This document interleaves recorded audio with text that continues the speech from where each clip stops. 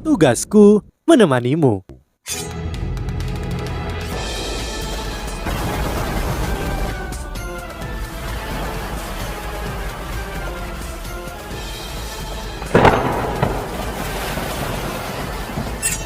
Hai sahabat Pasuk, kembali lagi bersama alur cerita versi novel Solen 2 Sekte Tang yang tak tertandingi. Jangan lupa like, subscribe, dan nyalakan tanda lonceng. Mari kita lanjutkan. Zhang Lisuan dan yang lainnya segera mengembangkan perasaan tidak menyenangkan. Itu karena mereka ngeri menyadari bahwa istana kekaisaran berubah. Kamar-kamar di sekelilingnya dan di sekitarnya yang ditutupi dengan pelindung mulai bergerak. Mereka mulai membuka dan meriam barel keluar dari kamar-kamar ini. Di bawah cahaya yang dipancarkan oleh penghalang pelindung, cahaya logam dingin yang dipancarkan oleh meriam ini dipenuhi dengan aura destruktif. Jika Yu Hao ada di sini dan punya waktu untuk berpikir, dia akan menduga bahwa gudang yang dia temukan bukanlah yang satu-satunya. Itu karena tidak ada meriam jiwa stasioner dan alat jiwa kelas 7 dan yang lebih kuat lagi di sana. Gudang lain yang lebih berharga dan menakutkan terletak di istana kekaisaran. Semua yang ada di sini adalah kekurangan di gudang lain. Ada segala macam alat jiwa dan senjata yang setidaknya adalah kelas 7. Berbagai alat jiwa penghancur benua ada di bawah sini. Ekspresi Zhang Lisuan berubah ketika dia melihat barel meriam muncul dan merasakan kekuatan jiwa yang mengerikan yang melonjak di sekitar mereka. Dia berteriak tanpa ragu, "Mundur! Mundur semuanya! Mundur ke tanah!"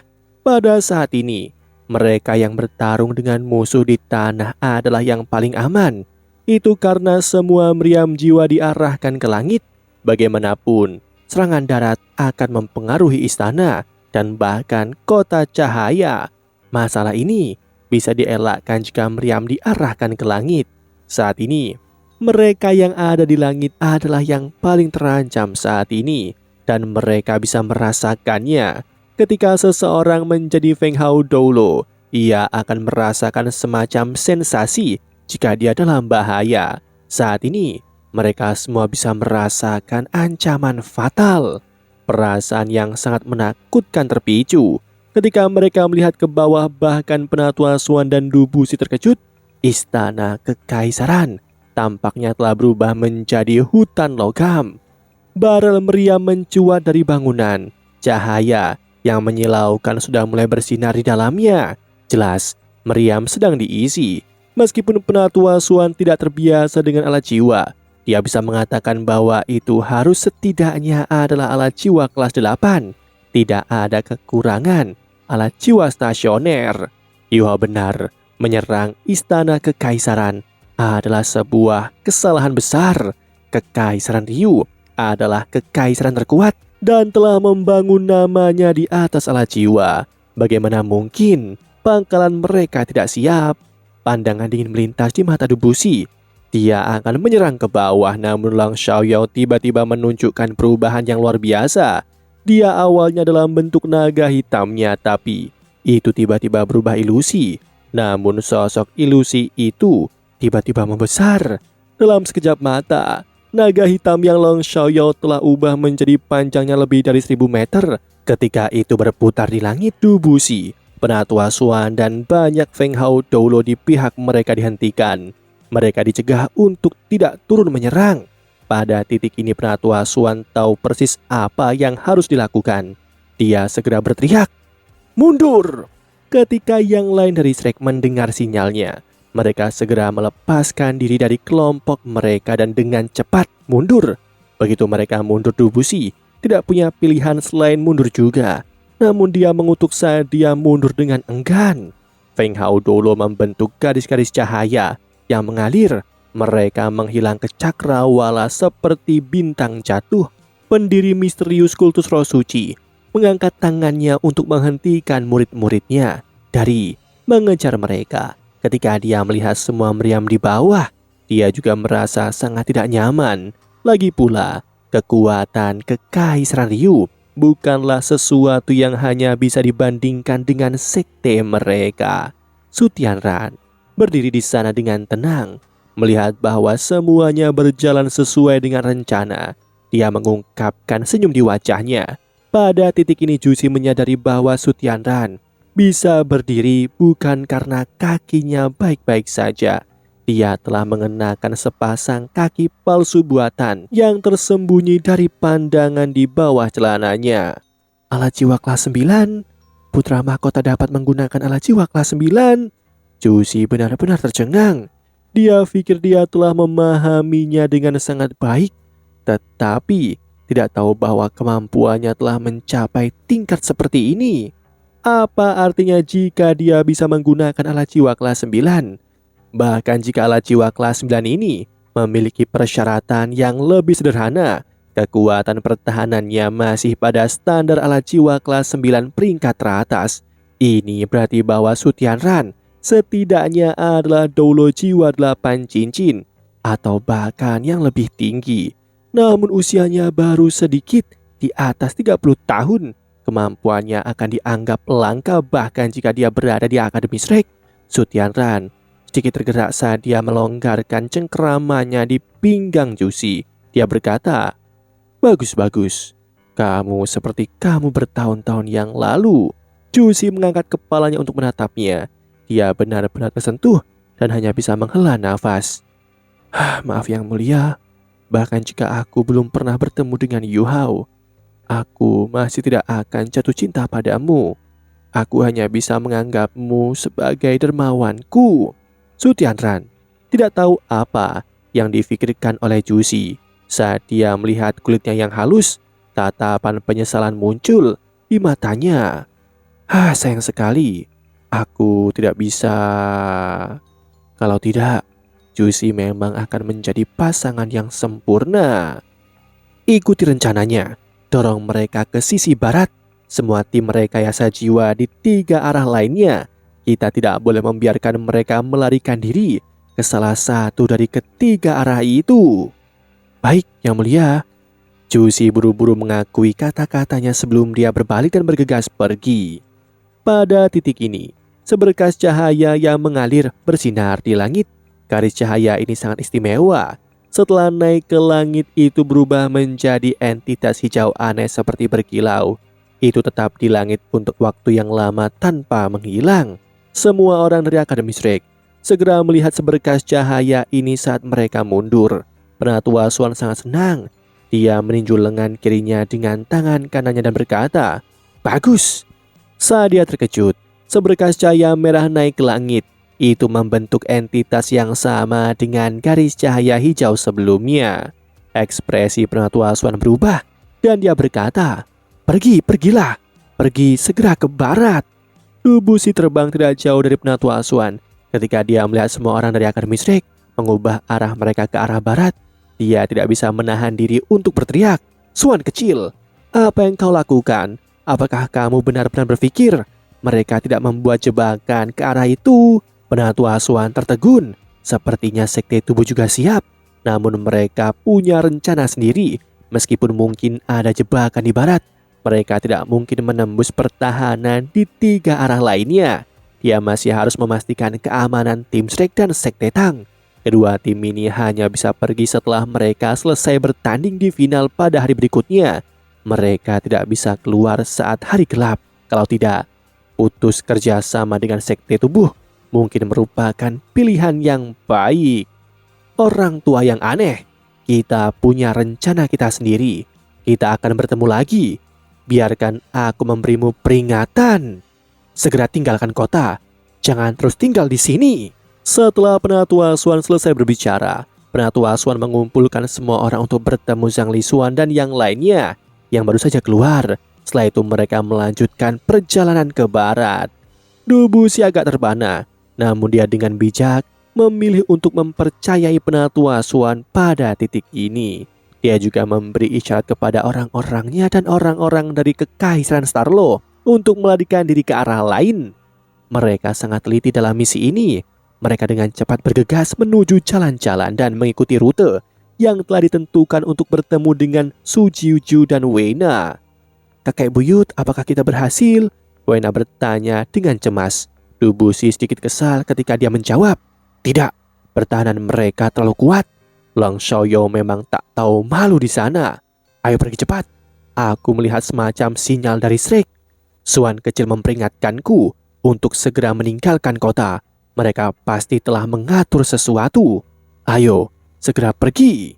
Su Jiu Jiu bertanya, Penatu Adu, bukankah mereka dari Akademi Shrek pergi bersama kita? Dubusi mendengus dan menjawab, Suan kecil sangat peduli tentang kemuliaan. Dia tidak akan pergi sebelum turnamen berakhir. Shrek sudah membual tentang seberapa terbuka mereka. Mereka tidak akan pergi sekarang. Ayo pergi. Lagi pula, kita tidak bisa memastikan orang-orang kita. Aku yakin Shrek tidak akan banyak menderita. Mengingat kemampuan mereka, kalau dipikir-pikir, aku cukup bersemangat untuk mengetahui kejutan apa yang Suan kecil akan berikan padaku. Cepat, instruksikan orang-orangmu untuk pergi sekarang. Baik. Su Jiu Jiu juga tidak menunda dan dengan cepat memberikan perintah. Di sisi lain, Penatua Suan cepat-cepat pergi dengan yang lain dari Shrek. Zhang Lisuan berhasil menyusulnya. Penatua Suan, apakah kita akan kembali dulu? Kita masih memiliki turnamen besok. Penatua Suan tidak ragu ketika dia mendengar kata-kata Zhang Lisuan. Tidak, apakah kamu tidak melihat sinyalnya? Hijau berarti dia sukses dan merah berarti berbahaya. Kalian harus bersembunyi di luar kota sementara dan kembali ketika fajar menyingsih. Kita akan bersembunyi di suatu tempat di pinggir barat dan bersiap untuk memperkuat Yu Hao. Jika sesuatu terjadi padanya di turnamen rekayasa jiwa kota cahaya, akan lebih mudah bagi kita untuk membawanya pergi. Yu Hao masih berpartisipasi dalam kompetisi di pinggir barat. Dan ini adalah salah satu alasan paling penting mengapa Penatua Suan tidak ingin pergi bersama Dubusi dan yang lainnya. Yu Hao adalah masa depan Shrek. Zhang Lisuan sedikit khawatir dan cemas. Bagaimana dengan Bebe yang masih di hotel? Haruskah aku mencarinya? Penatua Suan menghela nafas dan berkata, kamu tidak berpikir jernih karena kamu terlalu khawatir, Lisuan. Apakah kamu benar-benar berpikir dengan ketelitian Yu Hao bahwa ia tidak memikirkan Bebe? Dia baru saja mengirim sinyal yang berarti bahaya, tetapi mereka baru saja pergi dari sana. Selain itu, ia harus melanjutkan kompetisi di turnamen rekayasa jiwa kota cahaya. Jadi ia akan muncul setelah kompetisi berakhir. Apapun yang terjadi di kota, ada lebih dari cukup waktu baginya untuk mengirim seseorang untuk menjemput Bebe. Zhang Lisuan menggigit bibir bawahnya. Memang benar, dia tidak berpikir jernih karena dia terlalu khawatir. Meskipun orang itu... Dia menatap Penatua Suan dengan sepasang mata yang cerah dan bersemangat. Penatua Suan, aku masih belum yakin. Penatua Suan merasa sedikit tidak berdaya. Baiklah, kamu bisa pergi, tapi hati-hatilah. Aku khawatir kota ini akan berada di bawah darurat militer. Dan kamu harus membawa Bebe keluar kota sesegera mungkin. Begitu bertemu dengannya, kita akan bertemu di pinggir barat. Ya, Zhang Lisuan segera terbang keluar dan menghilang dalam sekejap mata. Penatua Suan tidak terlalu mengkhawatirkan keselamatannya, karena Zhang Lisuan cukup kuat untuk menantang bahkan seorang Feng Hao Doulo. Selain itu, dia adalah salah satu dari orang-orang yang memimpin tim finalis di turnamen elit berdua. Akan lebih mudah baginya untuk berurusan dengan banyak hal jika dia tidak bertopeng ketika dia memasuki kota cahaya. Di pinggir barat, alis Ye Yuli yang terajut akhirnya rileks. Warna-warni di langit di atas kota cahaya berubah terus-menerus. Orang normal tidak bisa mengerti apa yang terjadi, tetapi orang yang kuat seperti dia bisa merasakannya. Ini terutama benar karena dia adalah bintang langit Doulo. Jadi, dia secara alami lebih sensitif tentang semua yang terjadi di langit. Sisi lain akhirnya teredam dan sepertinya kekaisaran mengendalikan situasi. Ye Yuli mendukung Su Tianran. Selain itu, dia adalah salah satu anggota komite utama ketika Istana Kekaisaran dirancang. Jadi dia sangat berpengalaman dan berpengetahuan dalam kemampuan pertahanan Istana Kekaisaran. Dia memiliki keyakinan mutlak bahwa bahkan jika limit Doulo tiba di atas istana Kekaisaran Ryu di Kota Cahaya, dia tidak akan memiliki waktu untuk melawan mekanisme pertahanan istana ketika semua meledak pada saat yang bersamaan. Mekanisme pertahanan utama istana bahkan belum diaktifkan, yang berarti bahwa para penyusup tidak layak mengaktifkan benteng mereka. Meskipun para penyusup ada di langit, istana Kekaisaran masih akan menciptakan gangguan besar jika mereka menembakkan meriam jiwa kelas 8 dan kelas 9 yang tak terhitung jumlahnya ke arah langit. Meski menanamkan kepanikan ke warga, tapi semuanya sudah beres sekarang, yang berarti masalah ini telah diselesaikan. Kehebohan di kota telah mereda, tetapi turnamen mulai menyulut kegembiraan Ye Yuli. Lebih dari setengah dari waktu yang ditentukan dalam pertandingan telah berlalu. Orang yang bernama Tang Wu masih belum memulai pada susunan formasinya, dan gerakannya bahkan tampak melambat. Seolah-olah dia sedikit lelah, dia masih mengerjakan beberapa komponen lain. Ye Yuli mengamatinya sebentar. Komponen-komponen itu memberinya perasaan menyegarkan. Mata air menyambungkan mekanisme, dan yang lainnya memberinya inspirasi. Pemuda ini jelas sangat akrab dengan hal-hal ini dari cara dia bekerja. Satu-satunya masalah adalah tidak peduli seberapa rumit dan indahnya benda-benda ini, peralatan jiwa membutuhkan susunan formasi untuk bekerja. Ye Yuli adalah seorang insinyur jiwa kelas 9 dan dia secara alami dapat memahami beberapa niat Yu Hao setelah mengamatinya begitu lama. Pemuda ini ingin menggunakan sambungan mekanis dan komponen unik tertentu untuk menggantikan susunan formasi tertentu. Ya, sepertinya begitu. Namun demikian, alat jiwa berbentuk manusia membutuhkan terlalu banyak susunan formasi. Lebih dari setengah waktu yang diberikan telah berlalu, jadi bisakah dia menyelesaikan alat jiwa jika dia belum memulainya? Yu Hao juga benar-benar licik. Dia sedang membuat semua jenis komponen dan komponen ini ditempatkan secara acak di sekelilingnya. Hanya seseorang dengan tingkat kekuatan spiritualnya yang tidak akan merasakan bingung. Ye Yuli bergumam pada dirinya sendiri. Dia benar-benar membuatku khawatir. Kapan tepatnya dia akan memulai membuat susunan formasi? Dia membuat beberapa bagian mekanik terlalu banyak. Dia memiliki lebih dari 200 komponen. Apakah dia benar-benar akan bisa membuat semuanya menjadi alat jiwa berbentuk manusia? Aku senang. Aku senang memutuskan untuk datang ke sini hari ini. Aku harap anak ini bisa menunjukkan keajaiban kepada aku. Ye Yuli bukan satu-satunya yang mengawasinya. Dari 7 juri, ada 3 dari mereka yang mengamati pemuda lumpuh ini. Wakil pendiri kultus roh suci sedang duduk diam di dalam area istirahat di bawah panggung kompetisi. Dia sepertinya tidak tahu apa yang terjadi di dalam kota cahaya dan ekspresinya tidak berubah sama sekali. Dia hanya mendengus pelan ketika berita tentang apa yang terjadi sampai padanya. Kerutannya penuh penghinaan. Di sisi lain, senyum tipis muncul di wajah Nanggong Wan. Jika mereka memilih sisi barat, maka jadilah itu. Mereka akan bergerak. Turnamen ini sangat penting bagi mereka. Tetapi itu tidak cukup penting bagi wakil pendiri dan keempat tetua. Mereka di sini untuk menahan benteng. Tanggung jawab dasar kultus roh suci akan lebih lengkap jika para mas roh berusaha menerobos sisi barat.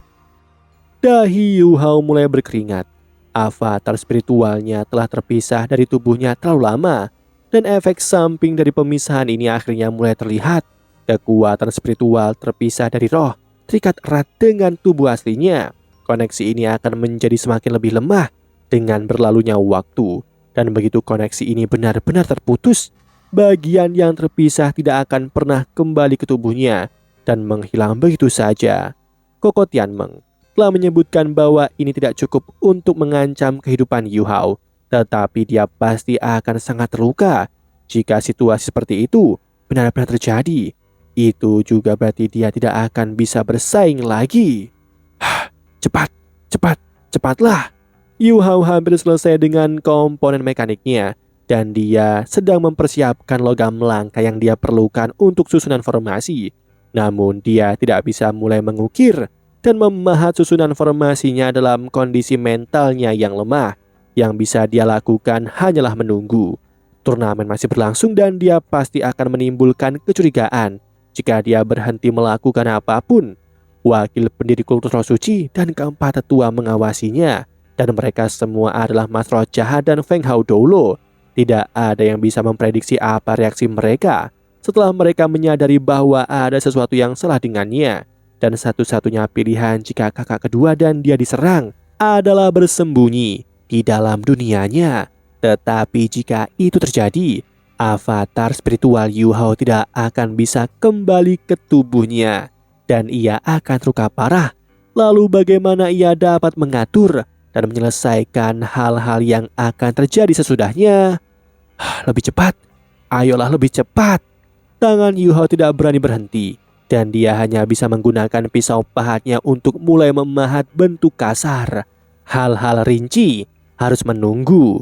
Dia dan Guru Xuan telah menyederhanakan susunan formasi untuk alat jiwa berbentuk manusia. Dan ia hanya membutuhkan 18 susunan formasi. Aku tidak bisa berhenti. Aku tidak bisa berhenti sekarang. Yu Hao tidak bisa membiarkan siapapun melihat apapun yang dia lakukan. Dan dia tidak bisa mengungkapkan celah atau kelemahan. Kalau tidak, masalah akan muncul kembali bahkan ketika avatar spiritualnya kembali ke tubuhnya. Para Mas Roh Jahat ini mahir dalam berurusan dengan semua jenis roh. Apalagi yang bisa dilakukan oleh Yu Hao tanpa membuat susunan formasi, dia hanya bisa mulai merakit alat jiwanya yang berbentuk manusia. Proses perakitan jauh lebih sederhana daripada membuat potongan-potongan mekanik itu. Ada begitu banyak potongan sehingga orang lain merasa sedikit linglung menatapnya. Tidak butuh waktu lama bagi Yu Hao untuk merakit 100 bagian. Ye Yuli menghela nafas kekaguman. Aku harus berbicara dengan pemuda ini setelah turnamen. Senyum akhirnya muncul di wajah Yu Hao dan tangannya mulai bergerak lebih cepat dan lebih cepat. Dia mengumpulkan bagian-bagian mekanik dan bahkan para instruksi jiwa kelas 9 yang memperhatikannya merasa sedikit bingung ketika dia menyelesaikan semua langkah halus ini. Mengesankan. Tang Wu sangat jenius. Seorang lelaki tua yang duduk di sebelah Ye Yuli berseru dengan kagum. Ye Yuli mengangguk dengan lembut dan berkata, "Kamu juga sudah menyadarinya, Wang Tua." Pria tua yang dia ajak bicara membentak, "Hei, mataku masih berfungsi. Bagaimana aku tidak tahu? Namun dapatkah kamu memberitahu keluarga mana yang mahir dengan bagian-bagian mekanik canggih ini?" Dia secara alami mengacu pada sekte instruksi jiwa. Ye Yuli menggelengkan kepalanya dan menjawab, "Aku telah melihat alat jiwa yang didukung oleh bagian-bagian mekanik, tapi ini adalah pertama kalinya aku melihat begitu banyak bagian mekanik yang digunakan pada saat yang sama. Namun, aku punya firasat bahwa pemuda ini dapat menciptakan era baru dalam alat jiwa. Sepertinya kita salah sebelumnya." Wang Tua memaksa tawa dan berkata, "Tidak bisakah kamu bersikap begitu langsung? Aku semakin tua, meskipun aku tahu kalau jalan kita sedikit melenceng, kita hanya bisa melanjutkannya. Sekarang kita sudah tua." Ye Yuli mendengus jijik dan berkata, "Itu hanya pendapatmu. Aku tidak percaya kita tidak bisa mengubah jalan kita dan aku masih sangatlah muda. Aku tidak akan sulit untuk hidup selama 100 tahun lagi." Wang Tua merenung sejenak, lalu menghela nafas sedikit sambil berkata, "Ini selalu menjadi perbedaan antara kamu dan aku. Dan ini juga alasan mengapa aku selalu satu kelas di bawahmu. Namun tidak peduli seberapa tinggi kamu menghargai anak ini, kamu harus memanggilku ketika ingin membahas bagian mekanik dan alat jiwa yang disatukan setelah turnamen." Bagaimana dengan kita? Beberapa juri tidak bisa menahan diri. Ye Yuli mengangkat tangan kanannya dan layar cahaya kedap suara meliputi semua orang di dalamnya, sehingga percakapan mereka tidak akan mempengaruhi kontestan yang masih bekerja keras.